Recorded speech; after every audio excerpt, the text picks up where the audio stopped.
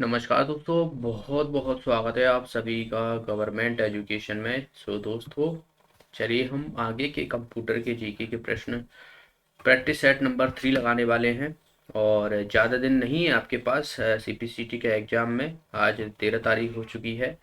तो अब आपके पास देखिए 7, 5, 12 दिन बचे हुए हैं आपके पास। और इन 12 दिनों में आपको अच्छे से प्रैक्टिस करनी है, रिवीजन करना है।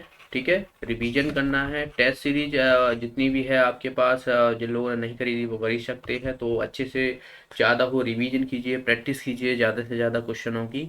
ओके, तो चलिए हम स्टार्ट करते हैं। और इससे पहले कि अगर आप देखना चाहते हो तो यहाँ पर एक आई का बटन आ रहा होगा, उस पर क्लिक करके आप देख सकते हो। सारे वीडियो की प्लेलिस्ट आपको मिल जाएगी एक साथ।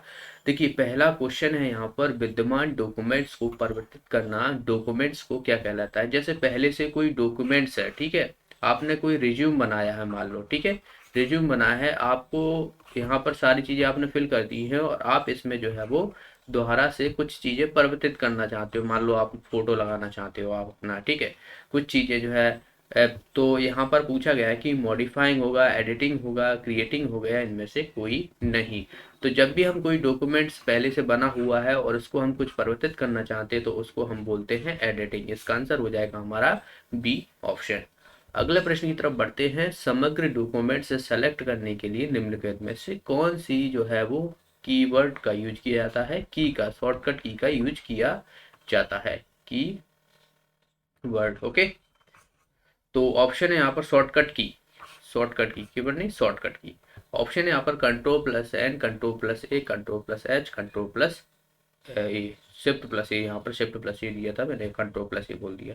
ठीक है, तो आप सभी को पता होगा कंट्रोल प्लस ए के द्वारा जो है हम जितने भी डॉक्यूमेंट्स हैं, आप कोई भी फाइल सेलेक्ट करना चाहते हो तो कंट्रोल प्लस ए के थ्रू हम सेलेक्ट करते हैं।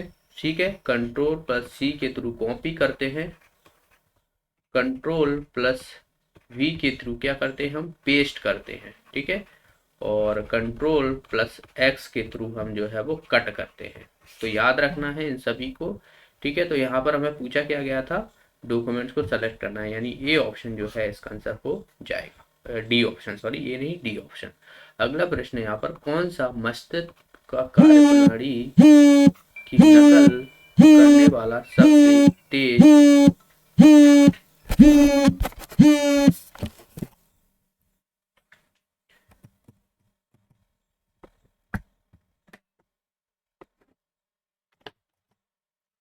सबसे तेज गति वाला कंप्यूटर है। ठीक है, इनमें से पूछा गया है कि सबसे तेज जो क्वांटम मस्तिष्क की कार्य प्रणाली की नकल करने वाला। ठीक है, ऑप्शन है super computer, quantum computer, IVM chip से या बात की जाए इनमें से कोई नहीं।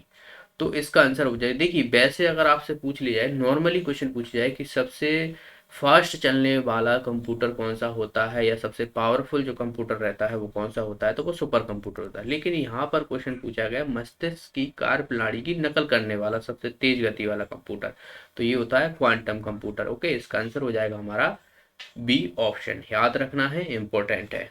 अगला प्रश्न है यहाँ पर, फाइल को अक्सर क्या कहते हैं, जो हमारी फाइल्स रहती हैं उनको क्या बोलेंगे, पेन, विजार्ड, डॉक्यूमेंट्स या डिवाइस। तो इसका आंसर हो जाएगा डॉक्यूमेंट्स। आसान सा प्रश्न है, जितनी भी आपकी फाइल्स पड़ी हुई है, जो आपके डॉक्यूमेंट्स पड़े हुए हैं, जैसे फाइल्स पड़ी होती हैं, जैसे सॉफ्ट कॉपी होती हैं आपके पास, आपने पीडीएफ में आपने स्टोर करके रखी हुई है, तो उन्हें क्या बोलोगे आप, डॉक्यूमेंट्स। ठीक है, अगला प्रश्न है यहाँ पर, सिम का फुल फॉर्म पूछा गया है। फुल फॉर्म पे मैं ऑलरेडी वीडियो बना चुका हूँ, बहुत सारी अभी रह गई हैं। ठीक है, तो आप लोग जितने भी प्रीवियस ईयर के पेपर हैं उनके सारे फुल फॉर्म हो गए, सारे शॉर्टकट्स की हो गए, उन सभी को याद कर लीजिएगा, वहीं से आपसे पूछी जाएंगी। देखिए सिम, सिम जो आप चलाते हो ना, जैसे जियो की हो गई, आइडिया की हो गई, एयरटेल की हो गई, ये सिम होती है। तो इनका फुल फॉर्म क्या होता है, subscriber identity machine, subscriber identity module, self identity machine या सेल्फ आइडेंटिटी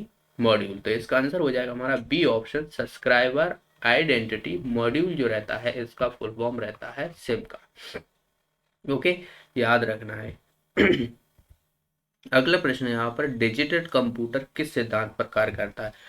ऑप्शन है यहाँ पर कैलकुलेशन, मेजरमेंट, इलेक्ट्रिसिटी या लॉजिकल। तो ये करता है कैलकुलेशन पर। तो जितने भी डिजिटल कंप्यूटर होते हैं वो हमें कैलकुलेशन देखने पे मिलती है।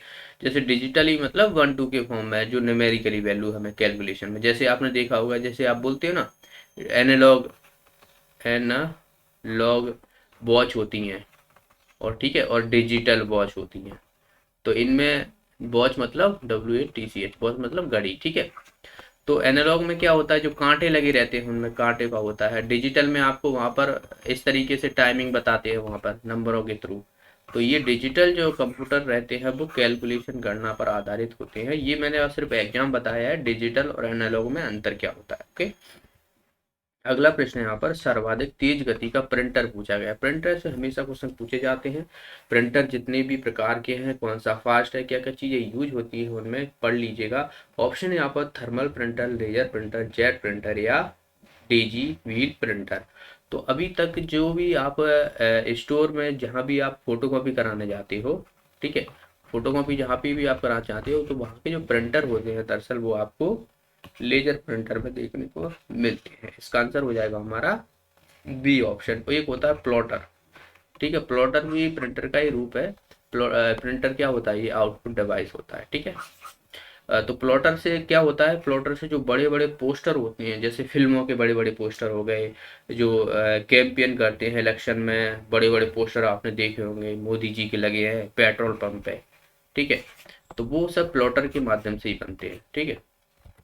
अगला प्रश्न है सुपर कंप्यूटर अन्य कंप्यूटरों में किस संदर्भ में भिन्न होता है। ऑप्शन है परिकलन क्षमता एवं बृहद स्मृति भंडारण। ऑप्शन बी है बहुत अधिक कीमत होती है, high very high price. Option C है air conditioning problem. D option है मल्टी फंक्शनल यूज यानी बहुआयामी उपयोग। तो जो सुपर कंप्यूटर होते हैं बाकी अन्य कंप्यूटर से देखा जाए तो इसमें स्टोरेज क्षमता बहुत होती है, और बात की जाए परिकलन क्षमता, यानी इसमें बात की जाए तो परिकलन क्षमता भी जो है इसकी कैपेसिटी बहुत होती है। दोनों ही चीजें हमें देखने को मिलती है सुपर कंप्यूटर में। ओके,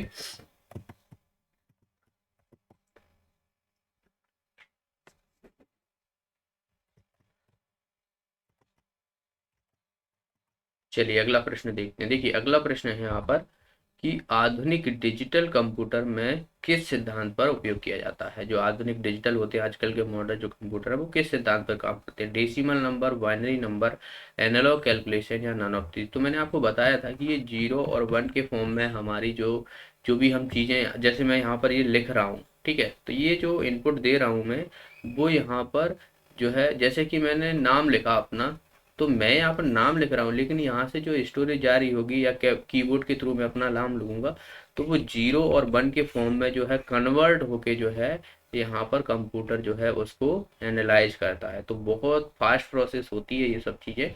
तो ये बाइनरी नंबर पर जो है काम करता है। इसका आंसर हो जाएगा हमारा बी ऑप्शन। और मैंने आपको बताया था बाइनरी हो गया, डेसिमल हो गया, हेक्साडेसिमल हो गया, ऑक्टल हो गया, तो इस पर मैं ऑलरेडी वीडियो बना चुका हूँ कन्वर्जन पर, तो आप देख लीजिएगा, बहुत आसान होते हैं। वहाँ पर मैंने आपको टेबल के माध्यम से बताया हुआ है, बस आपको टेबल बनाना भी बताया हुआ है कि किस तरीके से आपको टेबल बनाना है, और आप आसानी से वहाँ पर आंसर दे पाओगे।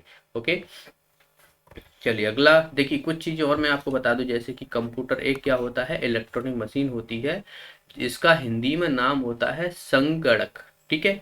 आधुनिक कंप्यूटर का जो पिता कहे जाते हैं वो चार्ल्स बेबेज को कहा जाता है। कैलकुलेटर का आविष्कार पास्कल ने किया था। भारत में निर्मित पहला कंप्यूटर कौन था, सिद्धार्थ था, ठीक है। सबसे बड़ा कंप्यूटर नेटवर्क इंटरनेट है। और भारत का प्रथम कंप्यूटर बेंगलोर के प्रधान डाकघर में लगाया गया था। इंटरनेट का प्रथम प्रयोग अमेरिका में देखने को मिला था, अमेरिका के रक्षा अनुसंधान में हुआ था, ठीक है।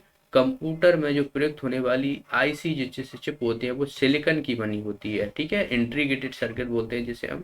भारत का सिलिकॉन वैली ये बेंगलोर को कहा जाता है। और कंप्यूटर का मस्तिष्क हम किसे बोलते हैं, सीपीयू को, सेंट्रल प्रोसेसिंग यूनिट को।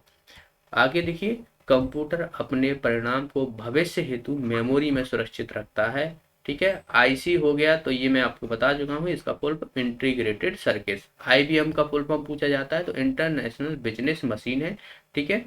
डब्ल्यू यानी इसका फुल फॉर्म होता है वर्ल्ड वाइड वेव, ठीक है। वर्ल्ड वाइड वेव जो रहता है इसका फुल फॉर्म रहता है, याद रखना। इसकी खोज इन्वेंट किसके द्वारा, टिम बर्नर्ली के द्वारा की गई थी। लैन का हो गया तो इसे हम लोकल एरिया नेटवर्क बोलते हैं, ठीक है। वैन हो गया, इसे वाइड एरिया नेटवर्क बोलते हैं। वहीं बात की जाए रैम हो गया, इसे रैंडम एक्सेस मेमोरी बोलते हैं, रैंडम एक्सेस मेमोरी हो गया। रोम हो गया, इसे रीड ओनली मेमोरी बोलते हैं। सीडी कॉम्पैक्ट डिस्क बोलते हैं। वीडीयू इसे विजुअल डिस्प्ले यूनिट बोलते हैं। जैसे आपको मॉनिटर है ना, मॉनिटर को हम जो है आपको बीडीयू भी लिखा मिल सकता है, कई कई जगह मॉनिटर सीधा सीधा आपको यहाँ पर बीडीयू लिखा मिलेगा, तो याद रखना है विजुअल डिस्प्ले यूनिट। एचटीएमएल का हाइपर टेक्स्ट मार्कअप लैंग्वेज, और HTTP hyper text transfer protocol कहते हैं।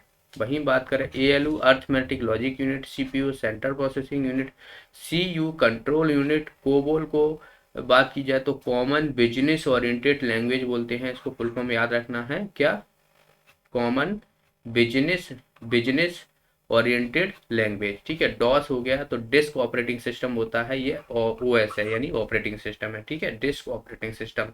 ईमेल हो गया, इसे इलेक्ट्रॉनिक मेल बोलते हैं। फैक्स हो गया, इसे हम क्या बोलते हैं, फार अवे जेरोक्स, जेरोक्स ये बोलते हैं, फार अवे जेरोक्स, ठीक है। कंप्यूटर को बंद करने की प्रक्रिया को शट डाउन और चालू करने की प्रक्रिया को बूटअप कहा जाता है, ठीक है। चालू करना है तो बूटअप कहते हैं। अगला है यहाँ पर मॉनिटर का नाम वीडियो, मैंने आपको बताया था विजुअल डिस्प्ले यूनिट बोलते हैं इसको। आगे देखिए क्वेश्चन है यहाँ पर, कंप्यूटर में काम करने के लिए किस सॉफ्टवेयर का उपयोग किया जाता है। तो कंप्यूटर में जैसे कि मैं ये काम कर रहा हूँ तो ये क्या है, एक एप्लीकेशन सॉफ्टवेयर है। मैंने कई बार आपको बताया है कंप्यूटर में जो काम करने की चीज़ें होती हैं वो एप्लीकेशन सॉफ्टवेयर के माध्यम से हम देखने को मिलते हैं। ओके, चलिए देखिए अगला है यहाँ पर, प्रोग्राम हेतु विकसित की गई सर्वप्रथम भाषा फोर्ट्रॉन है, ठीक है, फोर्ट्रॉन। चलिए फोर्ट्रॉन को आपको फुल फॉर्म बताना है कमेंट में, आप लोग कमेंट ही नहीं करते हो, जो क्वेश्चन पूछता हूँ कम से कम उसका जवाब दिया करो कि आपको आ रहा है कि नहीं आ रहा है। नहीं आ रहा है तो आप देखिए जो चीज़ें हैं, देखिए यहाँ पर जो चीज़ें आपको यहाँ पर गलती हो रही है चल जाएंगी, लेकिन आपको एग्जाम में गलती नहीं होना चाहिए। एग्जाम में गलती मतलब आप अपने साथ जो है वो गलत कर रहे हो, तो कम से कम आप अपने साथ गलत मत कीजिएगा। अगर आपको पता है तो कमेंट कीजिए, नहीं पता है तो आप देखिए क्या चीज़ें हैं ये सब चीज़ें, ठीक है। फोर्ट्रॉन, सी, बेसिक, कोबोल और जावा ये किस प्रकार की जो है लैंग्वेज हैं, ये आपको हाई लेवल लैंग्वेज देखने को मिलती हैं, ठीक है। कंप्यूटर की भाषा फोर्ट्रॉन का जो है क्षेत्र उपयोगी होता है, तो इसका उपयोग कहाँ देखने को मिलता है, ये साइंस में देखने को मिलता है। डीवीडी होता है, डीवीडी का उदाहरण क्या है, ऑप्टिकल डिस्क होती है, ठीक है, डीवीडी। आगे बात की जाए तो टेली प्रोसेसिंग और टाइम शेयरिंग का प्रयोग कौन सी पीढ़ी में हमें देखने को मिला था, कौन सी जनरेशन में हमें देखने को मिला था कंप्यूटर में, तो ये थर्ड जनरेशन में देखने को मिला था। ओके, अगला प्रश्न यहाँ पर, जब पीसी पर किसी डॉक्यूमेंट्स पर कार्य करते हैं तब डॉक्यूमेंट अस्थायी रूप से स्टोर होता है, सीपीयू, रैम, रोम या री सीडी रोम। तो जब भी आप जैसे मैं ये काम कर रहा हूँ तो ये क्या है, टेम्पररी एक स्टोरेज होता है जिसमें जो है स्टोर होता जाता है, तो ये होता है रैम में, ठीक है। इसका आंसर हो जाएगा हमारा बी ऑप्शन, जिसे हम बोलते हैं रैंडम एक्सेस मेमोरी। ओके, और इसे बोलते हैं रीड ओनली मेमोरी, बाकी मैं बता दूं इसे बोलते हैं compact disc read only memory. अगला प्रश्न है यहाँ पर, कंप्यूटर की मुख्य मेमोरी क्या होती है, बाहरी, भीतरी, सहायक या ये सभी। तो मुख्य मेमोरी पूछी गई है, मुख्य मेमोरी होती है इंटरनली, इंटरनली, ठीक है, इंटरनली। जैसे कि एसएसडी हो गई, हार्ड डिस्क जिसे हम बोलते हैं, तो ये क्या होती हैं, ये इंटरनली मेमोरी देखने को मिलती है। रैम हो गई, ये रैम आपको जो है स्टोरेज जो टेम्परेरी स्टोरेज होती है। बाहरी आपको देखने को मिलती है जैसे कि आपकी पेन ड्राइव हो गई, पेन ड्राइव होगी, ये एक्सटर्नल मेमोरी होगी। अलग आप फ्लॉपी डिस्क, सीडी हो गई, ये सब जो है आपको एक्सटर्नल मेमोरी देखने को मिलती है। अगला प्रश्न है, फ्लॉपी डिस्क किस प्रकार की मेमोरी है, तो देखिए एक्सटर्नल हो जाएगी, अभी मैंने आपको बताया था, इसका आंसर हो जाएगा हमारा ए ऑप्शन। अगला प्रश्न है यहाँ पर, माइक्रोसॉफ्ट एक्सेल में डैश डैश कॉलन दिया हुआ है, फलन तर्क के रूप में पारित मानों में से सबसे बड़ा मान को लौटाती है, हाईएस्ट, मोर, हाई या मैक्स। तो यहाँ पर हो जाएगा मैक्स, मैक्स फलन जो है ये सबसे हाईएस्ट मान को लौटाती है माइक्रोसॉफ्ट एक्सेल। अगला प्रश्न है यहाँ पर, न्यूमेरिकल और स्टैटिकल कैलकुलेशन करने के लिए निम्नलिखित में से कौन सा सॉफ्टवेयर एप्लीकेशन सर्वाधिक उपयुक्त है? Database, document processor, graphics package या स्प्रेडशीट? तो आपने देखा होगा कि जो हमारा एमएस एक्सेल होता है, एमएस एक्सेल होता है, तो उसमें स्प्रेडशीट होती है और जो भी आप कैलकुलेशन करते हो ना, एक फॉर्मूला अप्लाई करो, सारी चीज़ों पे जो है बस एक चीज़ों पे अप्लाई करके आप बाकी चीज़ें बस एंटर मारना पड़ता है और सारी चीज़ें की कैलकुलेशन फास्ट हो जाती है। तो ये हमें किस में देखने को मिलता है? स्प्रेडशीट। ये दरअसल इसका आंसर हो जाएगा हमारा स्प्रेडशीट। स्प्रेडशीट की जगह आपको यहाँ पर एमएस एक्सेस भी लिखा मिल सकता है, एक्सेस, ठीक है, एमएस एक्सेल लिखा मिल सकता है, तो कुछ भी आपको। ओके, तो ये थे आज के प्रश्न। आई होप आपको सारे क्वेश्चन अच्छे से समझ में आए होंगे। और अगर आपका फिर भी कोई डाउट होता है, कोई भी किसी भी क्वेश्चन में आपको डाउट होता है, तो आप मुझसे कमेंट बॉक्स में पूछ लिया करो। ओके, क्योंकि आपके एग्जाम निकलना बहुत ही इम्पोर्टेंट है। आप कैसे भी एग्जाम निकालो, आपका रिजल्ट, फाइनल जो रिजल्ट होता है वही इंसान देखता है आखिरी में। ठीक है, आपने कैसे किया, क्या किया, वो आदमी सब भूल जाता है, लेकिन आपका जो रिजल्ट है ना, वो जब आपको सिलेक्शन दिलाता है किसी भी चीज़ में, ठीक है, सीपीसीटी हो गया, आके आप एग्जाम की और भी तैयारी करोगे, जॉब के लिए तैयारी करोगे, तो वो जो लोग, देखिए, जो लोग बात की जाए उंगली उठाने वाले होते हैं, उन्हें उठाते रहते हैं, लेकिन जब आपका सिलेक्शन होता है तो वही वाह वाह करते हैं। तो ये मत सोचिए कि हमें पूछना चाहिए या ना पूछना चाहिए, हो गया, छोटी सी चीज़ है, ऐसा बिल्कुल नहीं है। क्या पता वही चीज़ें आपको एग्जाम में देखने को मिल जाए, तो आपके नंबर तो वहाँ से कट जाएंगे ना। तो आप कभी भी नॉलेज अगर पाना है, नॉलेज कभी भी वेस्ट नहीं जाती है, याद रखना, वो हमेशा आपके साथ रहेगी, हमेशा आपके लाइफ में काम आएगी। ठीक है, दूसरों को गाइड करने में काम आएगी, ये चीज़ें आप हमेशा याद रखें। ओके, तो आज की इस वीडियो में इतना ही। जो भी साथी नए हैं, चैनल को सब्सक्राइब कर लेना, साथ में बेल आइकन बन के आएगी, उस पर भी क्लिक कर लीजिएगा, जिसके माध्यम से आपको वीडियो का नोटिफिकेशन मिलता है। तो मिलते हैं अगली वीडियो में, अपना ध्यान रखिए, तब तक के लिए बहुत बहुत धन्यवाद।